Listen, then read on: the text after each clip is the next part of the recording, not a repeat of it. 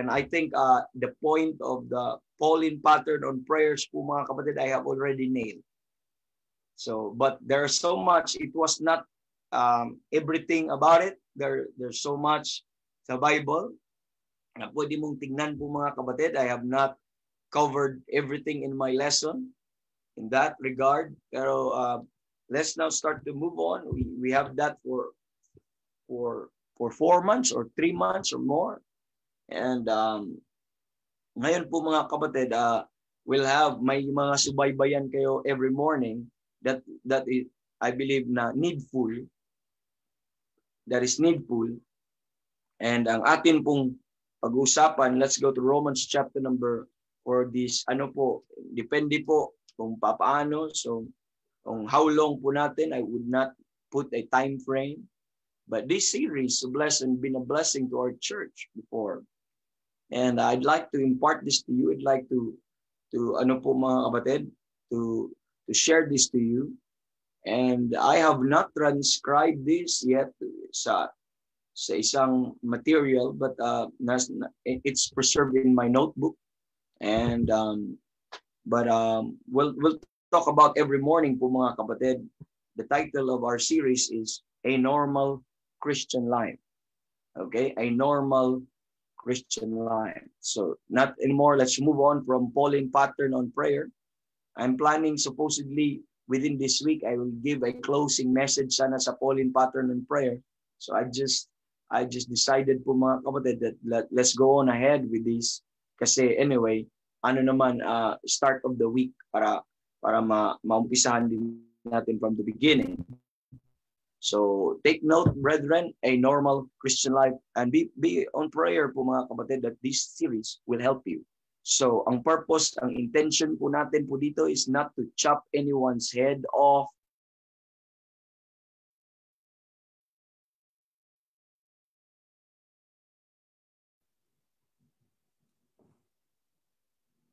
Hello, sir. Excuse me po. Sorry po, na-unmute po kayo.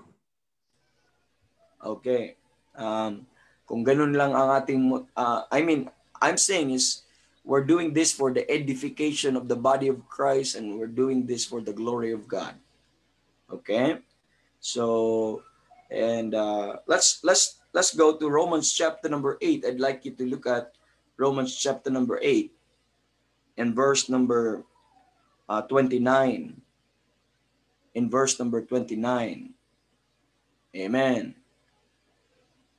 And let's go to verse 29. Verse 29, the Bible says, "For whom he did foreknow, he also did predestinate to be conformed to the image of his Son, that he might be the firstborn among many brethren. Moreover, whom he did predestinate, them he also called. And whom he also called, them he also justified. And whom he justified, them he also glorified." I'd like you to take note on the process and the working of God here, that we are predestinated to be conformed to the image of his Son. I'd like you to understand that, to be conformed to the image of his Son. So there is conformity. This is God's expectation to the saved. By the way, ang predestination, just a little gist of doctrine, predestination po mga kapatid, amen, happen only to the believer. Okay? There is no such thing as predestinated to be saved, but rather, lahat ng predestination is, it must be, okay, it will not precede salvation, but it is after salvation. After you got saved, and from that time on, you are predestinate to heaven, you are predestinate to be conformed to the image of the Son. At isa po sa mga predestination na makikita po natin dyan mga kapatid, is we are, the expectation ng Panginoon is, we are to be like Christ. Okay, we are to be like Christ. That is God's expectation for us. And look at ano po mga kapatid? Look at Ephesians chapter number 1. So that is God's expectation. And God did not save you to remain who you are. Are you listening? God did not save you to remain a bad-mouthed, so-called professing saved. God did not save you to maintain a carnal man. God did not save you to maintain that sinfulness or sinful behavior or sinful act. Amen. He saved you, amen, because He expected that one day you will be like His Son. We will all be like His Son. Hindi po yun ang biblical salvation if you are just saved and you do nothing and the Lord has no expectation from you and you're on your own. That's not salvation. Okay? Now, in Ephesians chapter number 1 verse number 4, it says, according as He had chosen us in Him before the foundation of the world, that we should be holy and without blame before Him in love. So that is God's expectation. He had chosen you and had saved you. And what? And saved you and chosen you and what? What is the point of all these things? To be holy and without blame before Him in love. Not to remain the same person. Amen. But to be holy and to be without blame before Him in love. And look at that, mga kapatid. Makikita mo in verse number 5, having predestinated unto us, that's predestination, unto the adoption of children by Jesus Christ to Himself, according to the good pleasure of His will. So, when we're saved, we're predestinated. At isa sa mga predestination is to be conformed to the image of His Son. And while we're here, we are conformed to the image of His Son. But that conformity one day, that not only sa atin pong mga mindset, not only sa ating mga puso, not only sa ating mga characters and behavior, but one day, mga kapatid, even bodily, are you listening? Even bodily, we shall be conformed to the image of His Son. Amen. Can I tell you this? I hope you don't interpret my shouting and my emphasis on preaching as I'm angry. I'm just preaching. Are you listening? I'm just preaching, and I hope you have that understanding. Okay, broaden your understanding, and don't interpret that I'm angry at anybody, but that this is the Lord's and I would let the Holy Spirit use me the way He wants to use me. I never planned anything, but just preach the Word of God. Amen. So I'd just like to be passionate to what the Lord, called me. Amen. I'd like you to, just in case you will be puzzled or you're questioning why Brother Rogie is shouting, because preaching is actually shouting. Do you understand that? Cry aloud, lift up your voice. Amen. Tayo na lang ako, mga kapatid, kasi mahirap pala upo doon ganon, no? So, now look at chapter number 4. Look at chapter number 4. And when I say this, brethren, that I would have you grant you. So I'm talking, I'm not preaching. Okay? So, and we acknowledge and we recognize different working ng Panginoon po, mga kapatid, sa bawat isa. And I have seen many preachers and they're never the same. They will never the same. They're uniquely used by God. Amen. And I praise God for that different measure. And I salute them, those who keep on or who continue in the ministry. Now, let's look at chapter number 4. I'd like you to look at chapter number 4. He gave you pastors. He gave us evangelists. What purpose? And He gave some verse number, chapter 4, verse 12.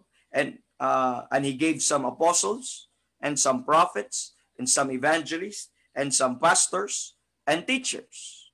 What is the purpose? For the perfecting of the saints, for the work of the ministry, for the edifying of the body of Christ. You know, alongside when God saved you, He provided also to you some gifts.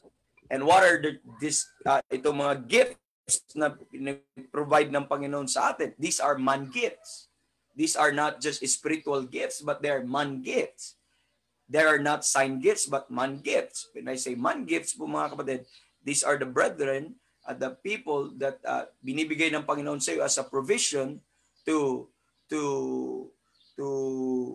mold you, to perfect you, to teach us. These are evangelists, pastors, and teachers. Give them regard, okay? Because they're God's gift. If you still fear God, you know how to give them regard if they are preaching the word of God.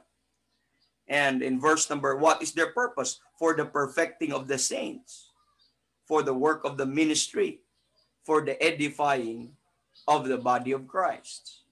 So they are not there to chop your head off. They are not there to destroy you. They are supposedly be a blessing for you. But it's how you take it. It's how you could be negative on anything, but that's not their purpose. If that is a God-called preacher, God-called pastor, you will love him, because if he preached to you the word of God, and if he mean business, if he is serious to his calling, and you will pray for that man, and you will love that man, and you will support that man. Because if you know your Bible, that is for the perfecting of the saints. Sometimes ito po yung expectation ng Panginoon, because we are now in a normal Christian life, no? Series. So ano expectation ng Panginoon? That it should be conformed to the image of His Son. That it should be holy. And alongside, para ma-attain po yun, para ma-realize po yun, yung ano ng Panginoon, para ma-realize po yung expectation ng Panginoon at yung intention ng Panginoon sa lahat ng kanyang niligtas. Okay? Para ito po ay ma-realize po mga kapatid. Alongside with that is God, alongside with that expectation, God gave a provision para ma-attain, para ma-realize po yung kanyang gustong mangyari sa bawat mananampalataya, sa bawat ligtas. At ano po mga kapatid?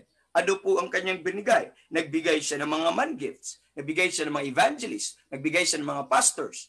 Okay, these are God's gift. Amen. You don't choose them, but it was God who chose you to give you that. And you could, if you are a true believer, you will not despise any of them. These teachers, these pastors, evangelists, and we're done with the apostles po mga kapatid. You will, amen, love them. If you understand their purpose, you will not misunderstand them. And ano po ang purpose nila? For the perfecting of the saints. So that is to say, you are not perfect, I am not perfect, I needed them. Amen. The body of Christ needed them. I need lahat po ng iyon po mga kapatid. I need to hear preaching, I need to hear rebuke, I need to hear warning po mga kapatid. And sometimes you take that because that's what you need. You don't fight with the preachers and because they are preaching to you or preaching to anybody or ano po mga kapatid. But if you understand the perfecting, unless you are perfect, unless you are already very good and you are conceited and you say you don't need preachings, you don't need the word of God, then that's not my problem. But if you need perfection, if you need perfecting, I need to grow and I need to hear preaching. And I need my pastor to preach hard to my heart. Amen. And you have to take note of that. And I'll take that. As if I would say that preacher loved me enough because he take time to preach. Amen. Pero if he will not, so mag-alive forevermore na lang tayo at saka God loves you and mangyayari po mga kapatid. So, but you're blessed. God gave you a pastor. God gave you ministers of God. God gave you teachers. And you take note for the perfecting of the saints. When you attend the church, yung mga brethren po na kasama natin, kung nandyan kayo in church, then you have a man of God there, faithfully preaching, at hindi napapagod, preach and preach and preach and preach. Ala, sige, pray for him and love him. And thank God for them. Because they have given their lives, amen, for the Lord and to God's people po mga kapatid. Amen. What else? For the work of the ministry. Amen. Do you not realize, mga kapatid, that they have given much? That's for the work of the ministry. That is also to equip us for the work of the ministry. And they are for the work of the ministry. They are ministers of God and they are for the work of the ministry. Kasi hindi ma-realize ng Diyos ang kanyang purpose sa atin nung ikaw ay naligtas, hindi maipaabot po mga kapatid. Hindi maipaabot. Okay? Ng Diyos, ang nais niyang mangyari sa buhay ng mananampalataya. Ikaw ba'y mananampalataya? Ikaw ba'y ligtas? Unless na lang kung ang hindi ligtas po mga kapatid, hindi mo kailangan ng mga gifts na ito kasi ang kailangan mo kaligtasan muna. Amen.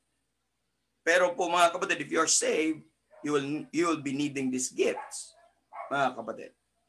And for the perfecting of the saints, for the work of the ministry, for the edifying of the body of Christ. They are not there. These man gifts are not there to ano po sa iyo, for your destruction. They are for your edification. But you could misunderstood him. It's up to you. Amen. But they are for your destruction. How many times po mga kapatid na once na natamaan ka, once na let it be kung ang salita ng Diyos sometimes ay offending po mga kapatid. You don't like it. But it's okay. You take that. You take that because that's a vitamins, that's a nutrients na kailangan po natin po mga kapatid. And this is how para mai-attain po tayo sa growth na yan, perfection na yan, perfecting. That's why the word perfecting, it's on the process of the saints, for the work of the ministry, for the edifying of the body of Christ. They are for your edification. They are to build you up. They are not there to pluck you up. That's why they preach hard against sin. They preach hard against, against wrong behavior, against, mga kapatid, untoward na mga practices. Why? Because they're preachers, and that's why God called them to do that. And you could not just dictate how he should do. You could not just tell him this should be his style, this should be his doing. No, you let him. You pray for him so that God will use him the way God wants to use him. Amen. And you don't mark my ideal preacher. Amen. You find that. You could not. But it's God who gave us preachers. It is God who gave us these man gifts po mga kapatid. At hindi tayo ang namili. I did not choose my pastor. I did not choose anybody that I get along with po mga kapatid. It is God's provision for me. Might as well na po mga kapatid. Na you take that kasi not until you are resolved. Are you listening? Not until you are resolved. You will never have a right relationship or a right concept of the man gifts. You will always be against them.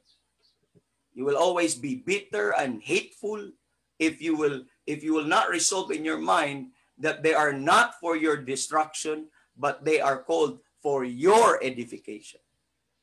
And it's a matter of mindset po mga kapatid on how you look at the man of God. Iba-iba naman ang perspective po mga kapatid. But as the purpose here in the scripture, they are for your perfection. If you will just give him chance that the word will work through him po mga kapatid, you will grow. You will mature. You will not stay where you are. Because again, I'm dealing with the introduction ng ating series ng a normal Christian life. Okay? I'm dealing with this introduction po mga kapatid.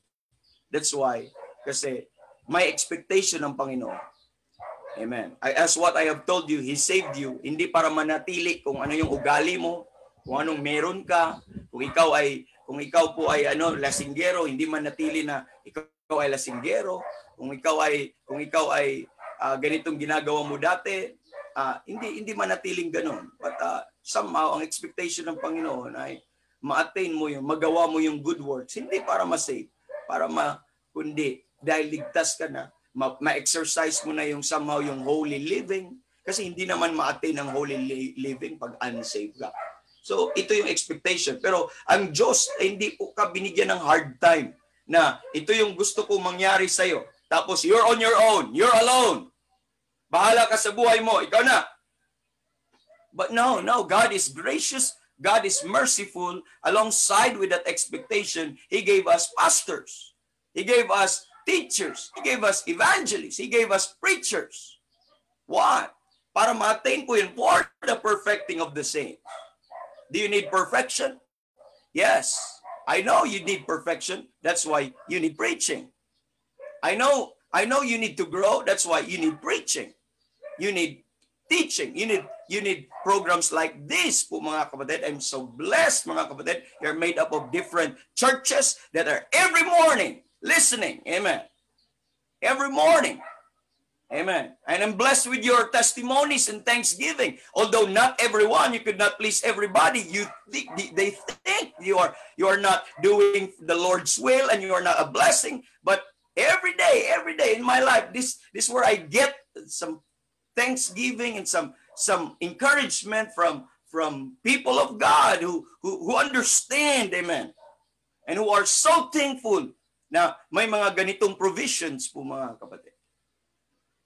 And because these are people, those people who receive preachings, not personally, but receive preachings para po sa kanilang sarili, are those who understand what are these man gifts. These are God's provision. You think, can I tell you this? There are very rare ka makahanap ng mga Bible-believing preachers. Yung mga minimension ko mga pangalan kanina, I said, I put it there purposely because I know them and I've seen their life. I've been with them. And I call them comrade in the faith because they have been preaching the word of God faithfully, with boldness, with power of the Holy Ghost. Not ano po mga kapatid, not counting kung anong mga sinasabi ng tao. But they just keep on, and the Lord blessed their ministry. The Lord blessed them along the way, and I salute sa mga ministers of God na yon. Okay, they are not for our destruction; they are for our edification. So, ano yung ultimate goal ng Panginoon? So, yun along the process, He gave us this man gift. So, ano yung ultimate goal? Ano yung gustong ma-attain ng Panginoon? Bakit nagbibigay siya ng mga man gifts na ito? Verse number 13. Till we all come in the unity of the faith. So, merong goal. Till we all come. So, ibig sabihin, we have not arrived yet. Not until we come to the point, mga kapatid, then we don't need pastors. We don't need preachers. Pagdating po niyan.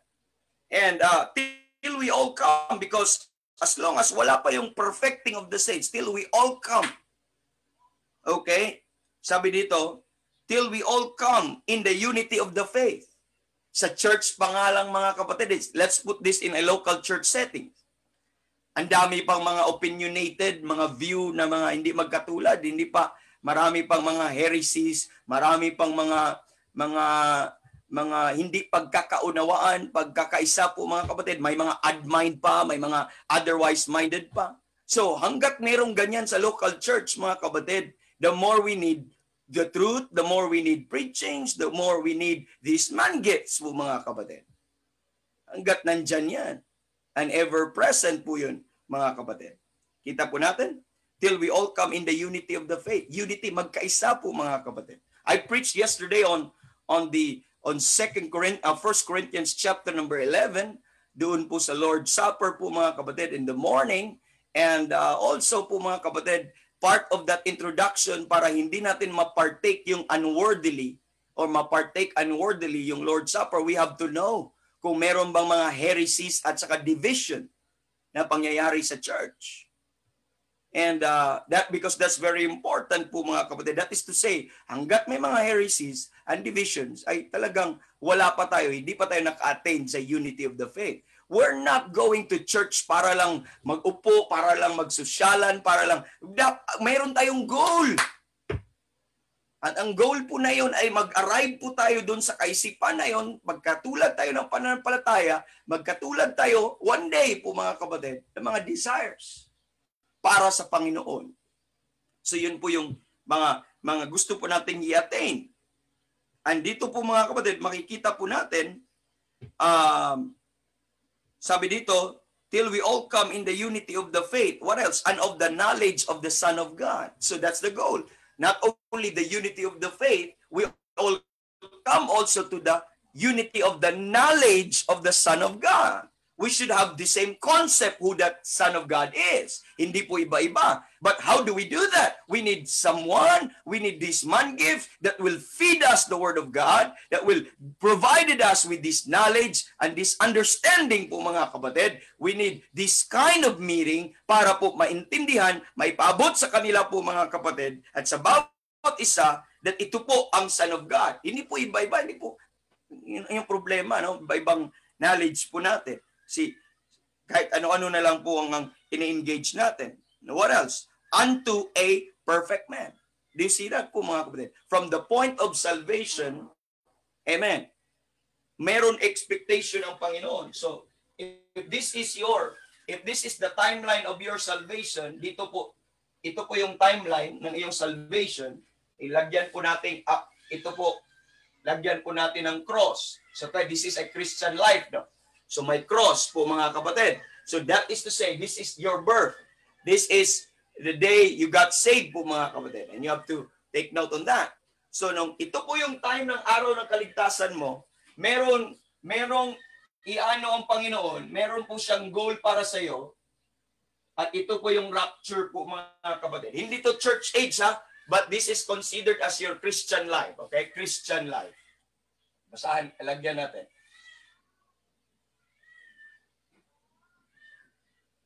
So, nung ikaw po ay naligtas, may expectation ang Panginoon sa iyo na i-attain, na maabot. Ito po yun. Ito po yung final day po mga kapatid. Ito yung pinaka-ultimate goal, an araw. So, there are things from this one all the way po dito. So, just think mga kapatid, this is your Christian life. So, upon salvation, God is looking forward dito. Pero, this is the process on how you arrive there. Pero alongside with that, po mga kapatid, alongside with that, nagbibigay ang Panginoon ng provisions. Ano po ang mga provisions ng Panginoon na binibigay? He gave you, number one, the Holy Spirit. Okay? He gave you the Word of God. Kasi hindi po mangyayari, okay? Hindi po pwedeng mangyari na itong mga bagay na ito ay ma-attain po natin po mga kapatid. Kung without this Holy Spirit and the Word of God. These are mga graces ng Panginoon, provisions ng Panginoon para ma-attain po natin yung normal na Christian life at saka expectation ng Panginoon or ultimate goal ng Panginoon. Remember, ano yung ultimate goal niya? To be conformed, okay? Conformed to His image. Yun po yung kanyang ano po mga kapatid. Ano pang goal niya? Na makikita po natin sa verse number, ano po mga kapatid, verse number 13, till we all come sa unity ng faith and also knowledge of the Son of God.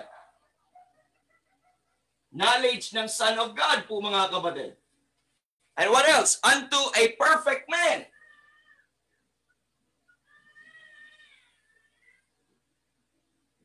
So, yun po yung mga goal. Then, you can read on unto the measure of the stature of the fullness of Christ. Meron kang fullness of Christ na kailangan pong i-attain. So, that is God's expectation. Again, mga kapatid, expectation sa ligtas. Hindi mo gagawin to para maligtas. Pero ito yung mga expectation niya sa mga ligtas. Kung titingnan po natin. So you have to observe that very well. So at many more, ano pang ultimate goal niya? Bakit niya chosen us in Him before the foundation of the world? Ano yung ultimate goal niya dito? Mga kapatid, to be holy and without blame before Him in love. So that is the ultimate goal of God to His children. So we have to take note on that. But God is gracious. Alongside, para ma-realize po itong mga bagay na ito, God provided the Holy Spirit. Without it, we could all never attain that. He gave us the perfect Word of God. And not only that po mga kapatid, He gave us also a church. level na dadalhin ka doon. Amen. At not only a church, He gave you also man gifts. Not sign gifts. Ang Israel ay sign gifts. Ang kailangan natin, man gifts. And who are these man gifts po mga kapatid? These are, wala na po, hindi na po applicable, pero mayroon tayong binigyan tayo ng apostol. At yung apostol po niyan, that's the Apostle Paul. At wala na po yung mga prophets, wala na po tayong propeta ngayon, pero mayroon pa tayong evangelists, at mayroon pa tayong pastors and teachers. These are man gifts. And ano po ang purpose nito mga kapatid? Ang mga man gifts na ito. At ito yung mga gagamitin by the Holy Spirit, by the Word of God, by the church, and the man gifts, working alongside mga kapatid with that para dadalhin ka sa expectation ng Panginoon. Kita po natin? So that's the point po mga kapatid when we talk about that. And with that regard po mga kapatid, ano pa? Verse number 14, that we henceforth be no more children tossed to and fro. Isa sa mga goal ng Panginoon, that we henceforth be no more children tossed to and fro. Para hindi ka manatiling bata. Yung mga bata, mga reklamador, ganun yung mga bata eh. Kaunting discomfort. Kaya para at bata tayo sa pananampalataya, sometimes ganun tayo. And but the more kang mag-ano po mga kapatid, makinig ng salita ng Diyos, the more ka mag-yield sa mga provisions ng Panginoon para sa atin, for us to grow, para ma-attain po natin yung plano ng Panginoon para sa atin. Amen. As saved po mga kapatid. The more tayo na mag-yield sa kanyang working, at the more tayo nag-grow, the more tayo we grow up in understanding, the more tayo we grow up in dito po sa ano po mga kapatid, sa ating buhay. So, now, that's the point when we talk about this, a normal Christian life. And this is the expectation of a Christian life. And now, my question now is, what is a normal Christian life? What is a normal Christian life? Bakit tinatawag po nating normal Christian? So, ibig sabihin, is there possibility na may mga abnormal na Christian life? Yes. Just like tayo, kasi ang church kasi ay an organism, no? So, ang normal Christian life ba, isang Christian life na dapat nagpe-pray ka ng 5 hours a day or nagre-read ka ng Bible na, no? Tapos hindi ka na, no, we're not talking about that. We're not talking of a super spiritual man. Does every normal Christian share the gospel with at least one person a day? Yun ba yung tinutukoy mong normal Christian life? Or is it wrong to read a secular book or a novel or to play sports or to watch movies? Is that what you're talking of a normal Christian life? Or is it abnormal for Christians to have feelings of anger or sadness, fear or worry? Is that what I'm talking of a Christian life? No, that's not what my point. That's not the point of when we talk about a Christian life. So, bago po natin maintindihan, we should understand, perhaps, first, we should differentiate between normal, ideal, and common.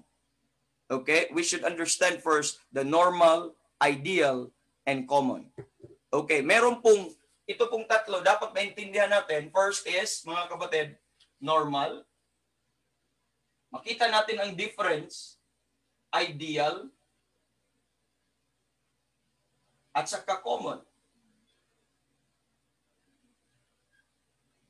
Sometimes, pag hindi mo ma-differentiate po yung kaibahan po ng tatlo po mga kapatid, sometimes if you confuse that, amen, you will start to, magkaroon ka ng problema sa pag-intindi. Kasi, sometimes, ito pong lesson na ito, akala nila na, I'm talking of the ideal Christian life.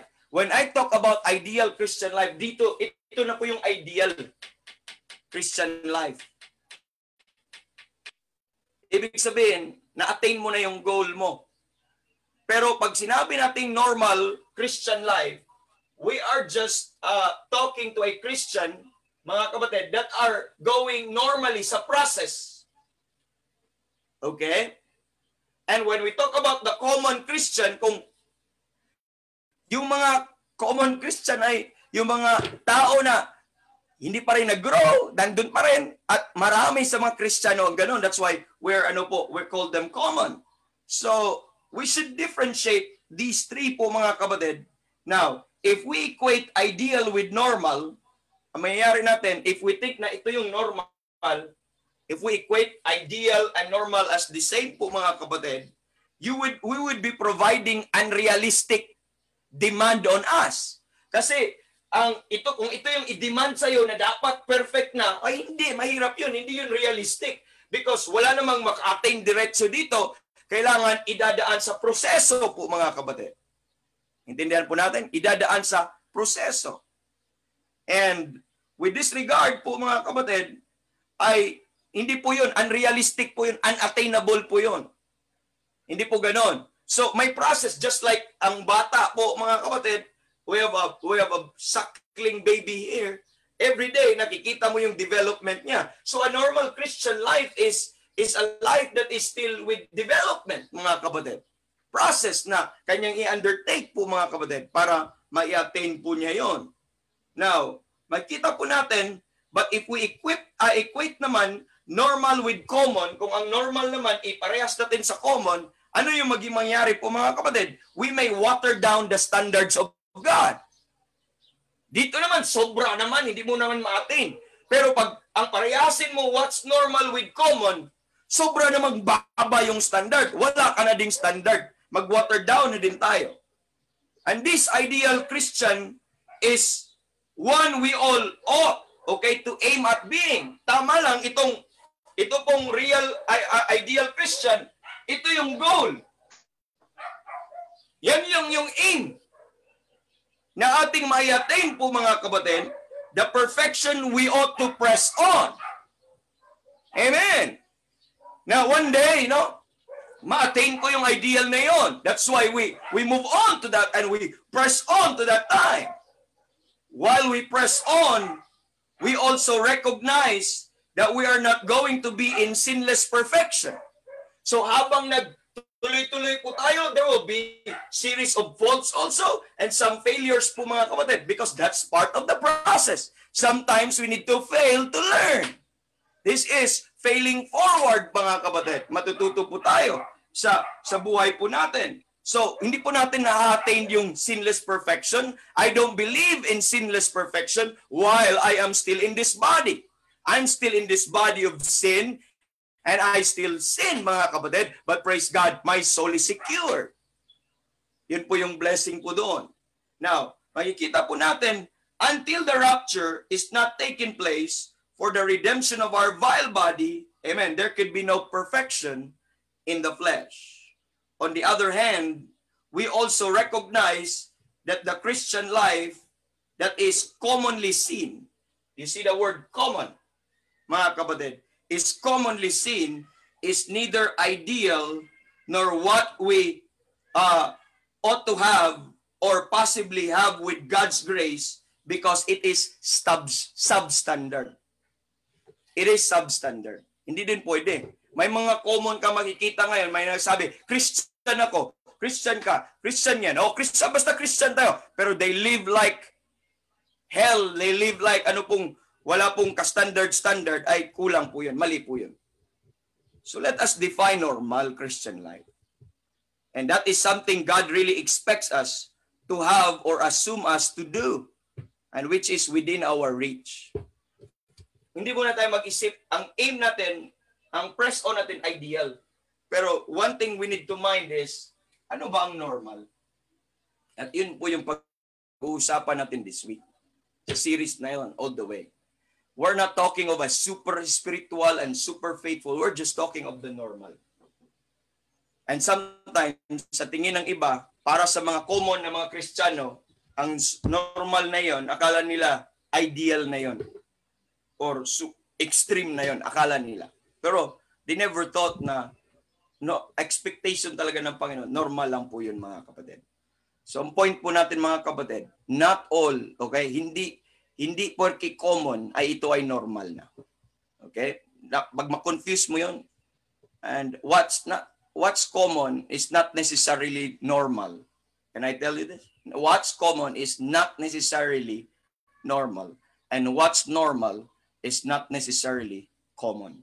Marami pong normal na hindi common po mga kapatid at maraming common na hindi naman normal. Common na po ngayon mga kapatid ang mga kabaklaan, common na ngayon ang mga ginagawa dati na hindi naman eh. Pero it was never normal. Common na ngayon ang gumagawa ng kasalanan, rampant na ang mga Kristiyano, pero it was never normal, mga kapatid. And dapat may ipaabot sa atin yun, may nailed ng maayos, and by and by, maintindihan nyo yung ating course dito po mga kapatid. But just think of this, no? So, there are common Christian life na ginagawa ngayon, but let's jump out from that common. Let's go to the normal Christian life. And this is the normal Christian life, the process. But our aim, just like God's aim, is the ideal Christian life. That's what we call the perfection. Pero, of course, we need to go through the process. And one day, the Lord will remove this vile body, this robe of flesh. Amen. And ma-attain na po natin yung tinatawag po na when God will call us at the rapture. So, mga kapatid, we will develop more of that, and we have barely scratched our introduction, and I still have to talk to you a lot of things tomorrow. And God bless, brethren, and let me close in prayer sa ating umaga ngayon. Let's pray. Thank you, dear Lord, sa inyo pong pinaabot sa amin ng mga mensahe ngayon. Salamat sa pagtulong nyo sa amin dito sa prayer breakfast. And salamat, Lord, dahil naku-gather po namin yung mga prayer request po na yon ngayong umaga. Help us, Lord, to pray for it within the day or any time na may opportunity po kami, Panginoon. At salamat din sa mensahe na aming napakinggan. Salamat sa new series na aming tinatahak ngayon. I-bless it, Lord, sa proseso namin as we step on this. At matututo kami, Lord, every day, every morning. At magising kami sa realidad. At na mawala kami doon sa maling konsepto kung ano ang Christian life. At makita po sana namin, Lord, kung anong nais niyo. At kami ay mag-yield, Lord, at sa mga provisions at sa mga guidance na binigay niyo sa amin. Salamat, Panginoon, dahil meron po kaming Bible, meron po kaming Holy Spirit, at meron po kaming church, at may mga man gifts po kami. At tulungan niyo kami na ma-appreciate sila. At tulungan niyo kami, Lord, na maintindihan ang inyo pong intended purpose kung bakit nyo kami binigyan po ng mga man gifts na ito. At ma-realize namin, Lord, that they are gifts from you and we should take care of them because they are gifts. And ma-realize din namin, Lord, na makita namin na we will step into the real process of a normal Christian life. Now, as we go along, Lord, ikaw na pong mag-bless nito. Sana magiging blessing po ito sa inyong mga tao. At i-bless niyo bawat isa ngayon na papunta sa trabaho, na nagpapatuloy, Lord, sa kanila pong hanap buhay and living every day. Keep them safe, Lord, and keep them always with you and in right relationship with you. And let that peace of God will rule in their heart, and spiritual understanding, Lord, will be with them. And this we ask in Jesus' name. Amen. Amen. God bless us, brethren. Thank you very much. Mr. Nance, Brother Randy. Amen. Thank you, sir.